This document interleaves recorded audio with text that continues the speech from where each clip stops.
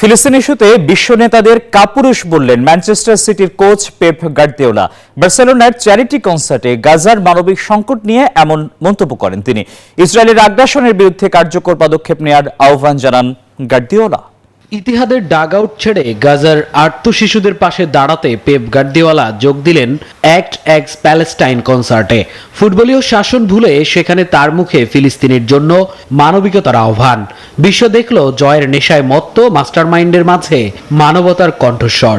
যুক্তরাষ্ট্রের এক নম্বর gym chain gold gym এখন আবারও বাংলাদেশে।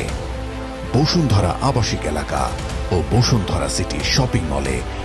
গত 2 বছরে যখনই আমি সামাজিক যোগাযোগ মাধ্যমে বা টেলিভিশনে কোনো শিশুকে দেখি, সেখানে ধ্বংসস্তূপের মাঝে দাঁড়িয়ে তারা আর্তনাদ করছে, আমার মা কোথায়, অথচ সে এখনো জানে না কি ঘটেছে। বিশ্বের ক্ষমতাধরদের নীরবতা নিয়েও মন্তব্য করতেও ছাড়েননি সিটিজেনদের কোচ। ক্ষমতাধররা আসলে কাপুরুষ। তারা নির্দোষ মানুষকে পাঠায় আরেক দল নির্দোষ মানুষকে মারতে, অথচ তারা নিজেরা ঘরে বসে থাকে, ঠান্ডার সময় হিটার আর গরমের সময় এসি ছেড়ে আরাম করে।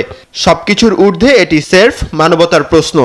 যদিও আগে কাতালুনিয়ার রাজনৈতিক বন্দীদের সমর্থনে হলুদ রিবন পরায় 20,000 পাউন্ড জরিমানা গুনতে হয়েছিল গার্দিওলাকে, তবে এবার ছাড় পাচ্ছেন সাবেক এই বার্সা কোচ। ব্রিটিশ সংবাদ মাধ্যম টেলিগ্রাফ জানিয়েছে, ইংলিশ ফুটবল অ্যাসোসিয়েশনের কোনো শাস্তির মুখে পড়তে হচ্ছে না পেপ গার্দিওলাকে। মামুনুর রহমান, নিউজ 24।